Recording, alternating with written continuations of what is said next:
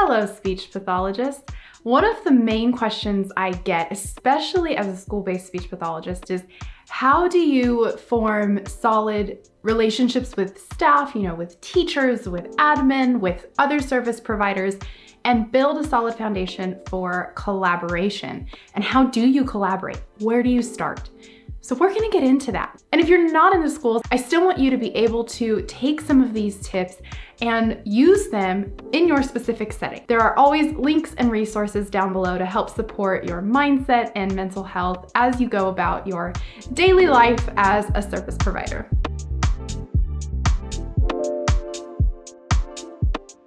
Let's talk about the 5 things you can do to help foster collaboration among you and your colleagues. The first thing that you want to do is the same thing you would do when you're trying to establish a solid relationship with a client. You build rapport. You build a connection. You focus on that human interaction. Something that I learned when I started working in a very collaborative program was that we all don't have to agree, but we do need to have a level of understanding. What makes building that human interaction a little bit easier is finding the things we can appreciate about another person and finding the things and the reasons why we can connect with somebody. What do we have in common? So the first step here is just communication basics. Get to know your colleagues, ask them questions, find out about their lives outside of being a teacher or an occupational therapist or whatever their role is at the school or in whatever setting you're in. Get to know them, become acquaintances or friends, however far you decide to take that. But you want to have that place where you have some understanding of another person. You have maybe some commonalities you can always bring up. This doesn't mean, again, you have to agree on everything. It just means you are focused on the connection, that human connection. And that's essential for our kids, right? Or our clients when we're focusing on these communication things. It's all about bringing that connection in. Well, if we're establishing solid collaborative relationships, that's also going to be the case.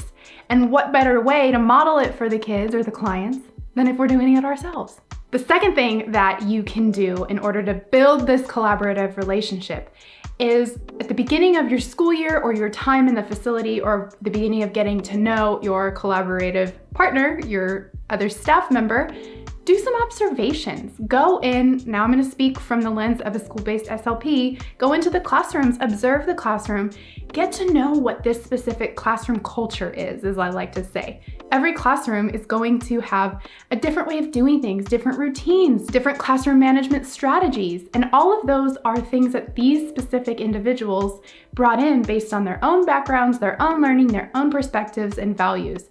And we want to honor them and respect them, so get to know them. Take some time to really feel the energy and feel the environment out. Do those observations and go in with the intent of respecting the culture of the classroom instead of trying to change another person's environment. A third thing you can do, and this would be great right off the bat when you start working with teachers or staff in your specific facility, build in time, make time to offer supports. Maybe create a weekly time or monthly time where there can be check-ins, and if people have questions, kind of like if you had office hours, you are the communication expert. In my experience at a school, my door can be very revolving, meaning one teacher comes in to ask a question, they leave. Another teacher might come in to ask a question because I may be the only one with those speech-specific answers. So building in that time to say, hey, on Fridays, I always offer like a little Q&A time or whatever, that might be a great way to offer that support. When I first started in my program, I was the only SLP among 3 teams of preschool teachers, and because it was full inclusion, I was doing a lot of push-in in the classrooms. I had plenty of time to observe. So building those relationships with my teachers was very important, and I offered once a month trainings on different things. One time I did play-based language, another time I did one on how to use visuals in the classroom.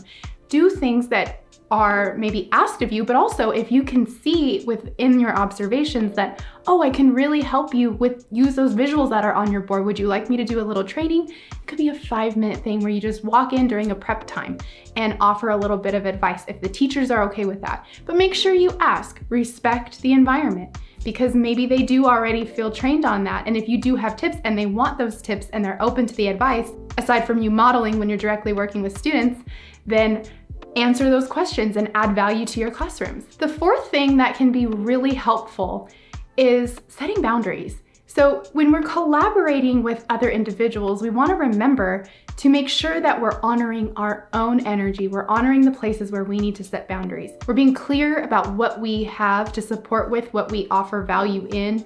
We're being clear with what maybe is beyond our realm in that moment. I've had teachers come to me looking for specific behavior management supports. And in those moments, I might not have exactly what they need. And I might have to say, let's talk to our school psych. I'm happy to help you. I'm happy to reach out. But that is not something that I necessarily offer. Rather than saying, oh, yes, yes, and then realizing that you don't have maybe the time because you need to be focusing on other things for your students directly. And it's maybe within somebody else's realm. Maybe the school psych would be a better resource because they probably have all of the things in their file cabinets where you would have to go on Google, do a deep dive and all those things. Not that you can't do that if you have the time, but your time might be better spent elsewhere. So make sure you're being vocal and clear about those things with the teachers and saying, oh, actually, that's the person we want to go to. But again, be a team player. Maybe it's a way that you can learn too and support your teachers while all, together emailing the OTs or the psychs or whoever it is that you need to talk to. Also, if your boundaries around the time that you come into work and the time that you leave are very structured for you, like for me, I leave at 3:15 every day. And if you need something, of course, text me if it's an emergency, but I'll see you tomorrow kind of a thing in a very kind way. My teachers have learned that because I do have things when I leave work that I want to focus on, like you guys. And so making sure that when I'm leaving, people know, she's probably not going to see her email. I'll text her if it's an emergency, but I'll see you tomorrow, Marie, is not a bad thing. It sets those healthy boundaries and helps me protect my energy and get less irritable if people are seeking me out at 7 p.m. at night when I'm, trying to relax and start to get into my evening routine. The fifth thing is just more of a mindset tip for you. You are the communication expert, but there are things, even in the realm of communication, that you'll be able to learn from your staff, whether it's the service providers, the OTs, the PTs, whether it's the special education teachers, the psychs, the general education teachers in the classroom. We're all here to learn together, and truly being collaborative means, yes, I'm coming in with these supports that I know work for this student, but if you've seen how something else works better for this student, by all means, let me know. I'm here to learn. That kind of a relationship is going to provide so much more for your clients because it means you are able to be open-minded and kind of see this whole picture approach for that client's success and progress, because the teachers who see that student a lot more often than maybe you do, I'm gonna assume based on how my program is, they see a lot more. And then again, with the parents, when we're thinking about collaborative relationships, we might be asking parents questions too about how things are done in their home. So that way we know what is best going to work for the student versus what we've specifically been trained to do when a student does X, Y, and Z. Every child is different. It's a highly individualized thing that we do. So having those collaborative relationships with the other staff and the family members, all the members of the team, right?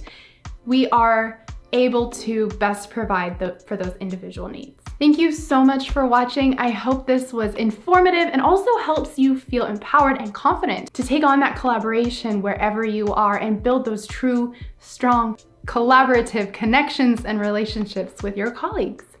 Have a great week. I'll see you on the next one.